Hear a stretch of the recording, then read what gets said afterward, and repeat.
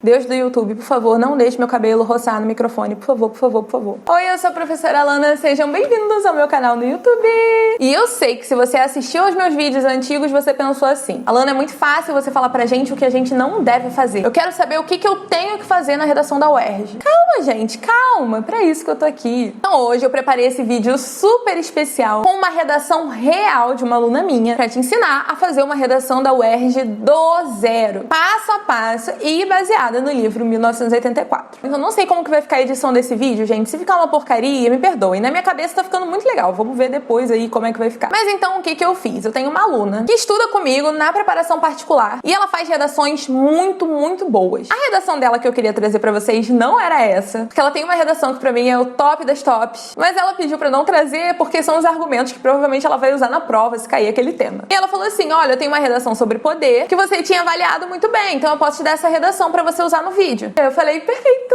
Tem alguns comentários sobre essa redação, mas aí eu vou fazendo junto com vocês. Então o que a gente vai fazer hoje? A gente vai dar uma olhadinha nessa redação e ao longo desse processo eu vou falando pra vocês sobre a redação da UERJ. A gente vai começar falando da introdução. Alana, mas e o título? Eu normalmente recomendo que você deixe pra escrever o título no final. Por quê? Porque o título, ele é meio que um resuminho da sua redação. E como você vai saber se você ainda nem escreveu? Então aguarda, espera fazer a redação toda, depois você coloca o título lá. Vamos falar sobre a introdução. Elementos que precisamos ter na introdução. Uma contextualização, então você precisa começar a falar do assunto de alguma maneira. Essa contextualização pode ser um trecho do livro, pode ser um pensador, pode ser uma notícia, ou não, pode ser só falar que muito se discute acerca daquele assunto e etc. Existem diversas estratégias de contextualização. Se vocês quiserem, um dia eu posso ensiná-las aqui pra vocês. E aí essa aluna faz um negócio bem legal, porque ela começa citando Bourdieu. O tema que a gente vai analisar então é esse aqui, ó. Quais as motivações que levam ao desejo pelo poder? Ao desenvolver estudos sobre poder e violência, Pierre Bourdieu se mostrou um dos mais incríveis pensadores das ciências humanas. É legal porque ela começa ali trazendo o termo principal dessa questão, que é poder, mas o Bourdieu vai trabalhar o conceito ali de poder simbólico junto com o conceito de violência simbólica. E é por isso que ela cita aqui poder e violência. Um ponto legal também é a questão da criticidade. Então, quando ela bota aqui um dos mais incríveis pensadores,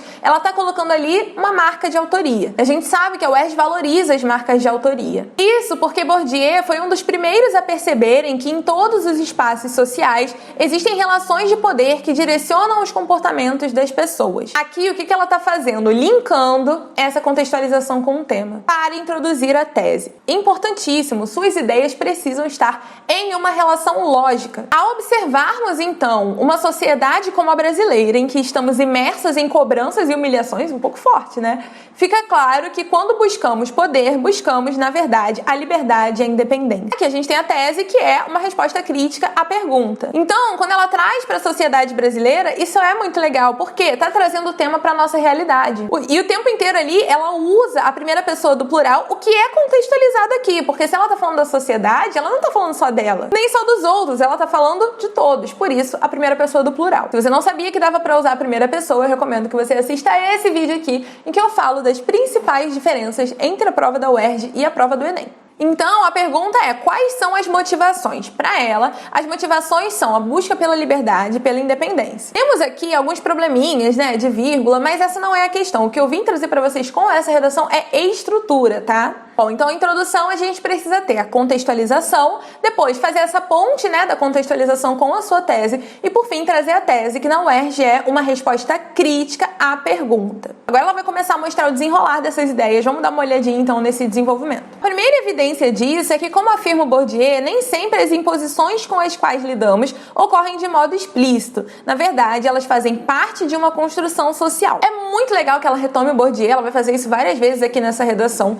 Só tem que tomar um cuidado, gente, pra não ficar falando mais do autor que dos seus pensamentos. Ela não faz isso aqui não, tá? Aqui ela faz certinho, porque o tempo inteiro ela tá relacionando: olha, eu estou citando Bourdieu porque eu penso do jeito que ele pensa. Então fazer essa ponte, mas sempre evidenciando os seus posicionamentos, é a ferramenta fundamental para o UERJ. Então, primeiro ponto do seu desenvolvimento, ele precisa desenvolver os seus argumentos, como o próprio nome já diz. Então, primeira coisa que você vai fazer, coloca lá de cara qual é a sua ideia. Se a gente fosse resumir aquele parágrafo inteiro a uma frase que mostrasse qual é o seu posicionamento, que frase seria essa? Minha recomendação, já comece com ela para você não esquecer. Sendo assim, é comum observarmos indicadores indignantes, olha aí de novo a criticidade e a marca de autoria, como os relacionados aos cursos de medicina das universidades públicas, que são, em sua maioria, compostos por estudantes brancos. Então aqui ela está dando uma sustentação para o argumento dela. Ela já citou o Bourdieu, mas aqui ela está dando um exemplo para mostrar que isso que ela está falando acontece de fato. Por mais que não haja uma declaração explícita sobre isso, esse processo deplorável, mais uma vez com essa palavrinha deplorável, a gente tem a marca de autoria, a buzina aí da minha rua.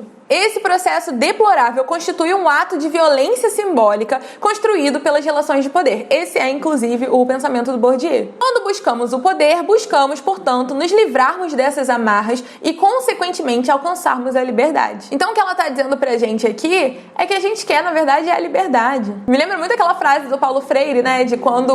como é que é? Quando a educação não é libertadora, o sonho do oprimido é se tornar o opressor. Eu acho legal também porque ela explica, de fato, o pensamento do Bourdieu. Então a gente vê que ela não tá citando porque ela viu essa citação num vídeo aí do YouTube de citações prontas pra UERJ. Já falei, fujam desse tipo de vídeo, tá? A UERJ não gosta. E aí, nesse momento, você deve estar se perguntando, Alana, mas ela não citou o livro ainda. Tô falando isso porque ela vai citar no próximo parágrafo, tá, gente? Mas a citação do livro não é obrigatória. Aliás, citação nenhuma é obrigatória pra redação da UERJ, tá? Apesar disso, eles dizem sim que eles valorizam quem cita o livro. É legal citar o livro, então eu sempre falo pros meus alunos particulares, ó, a citação não é obrigatória, mas pra vocês que são meus alunos, citem, porque a tia Alana gosta. E aí, se ela falou da liberdade, então no próximo desenvolvimento, como ela apontou lá na introdução, ela precisa falar da independência. E aí ela já começa assim, ó. É por isso que é possível estabelecer um diálogo entre o pensamento do Bourdieu e do Orwell. Na emblemática cena de 1984, em que Winston sente o impulso de empurrar sua esposa para matá-la,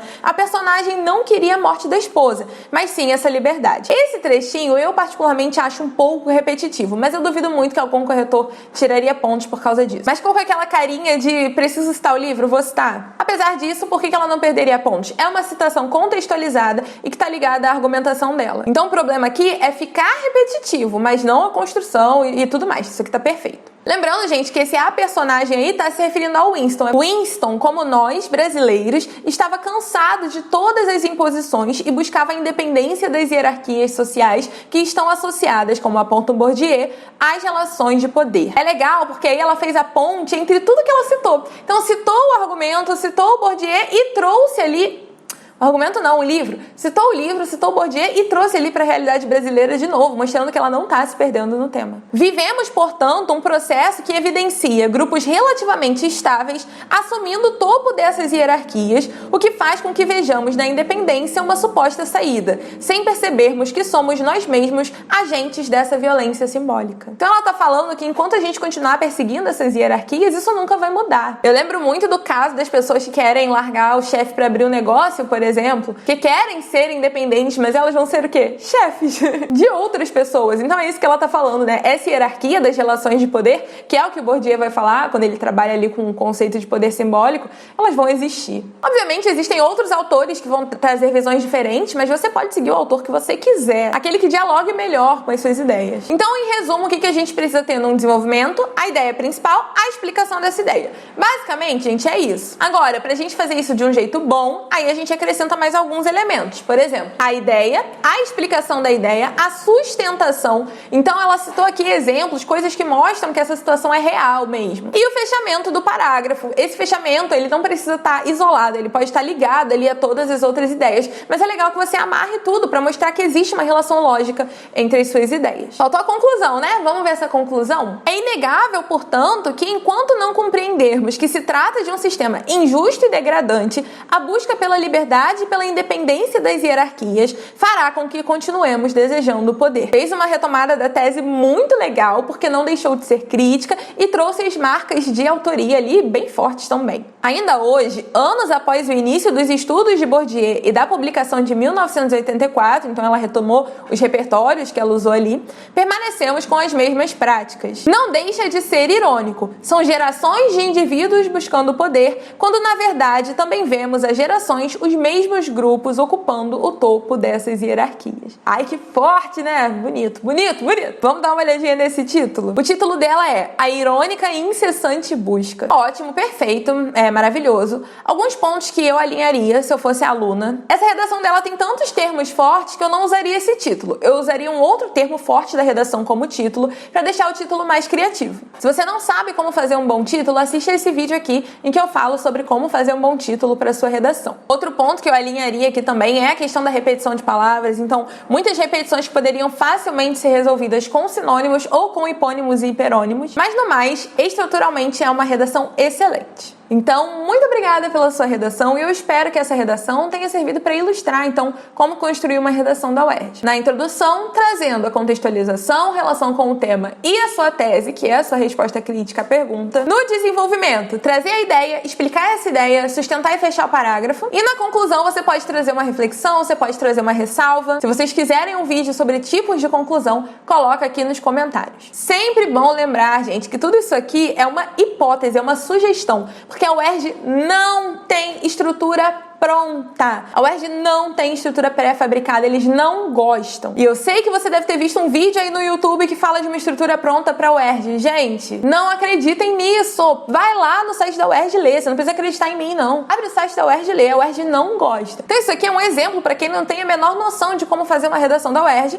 de uma redação que é muito, muito boa e uma redação real. Eu preferi trazer essa redação e ir comentando com vocês o que eu mudaria, porque se eu fosse fazer uma redação, obviamente ela teria uma outra visão, né? Uma visão de uma professora. E eu queria trazer pra vocês uma visão real de uma aluna que vai fazer a prova assim como você. Eu espero que vocês tenham gostado. Não esquece de me seguir lá no Instagram pra ter outras dicas.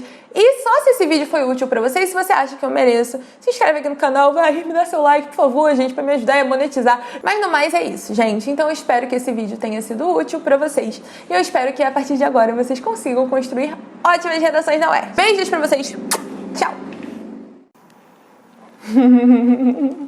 Cai, menino, cai não, tá?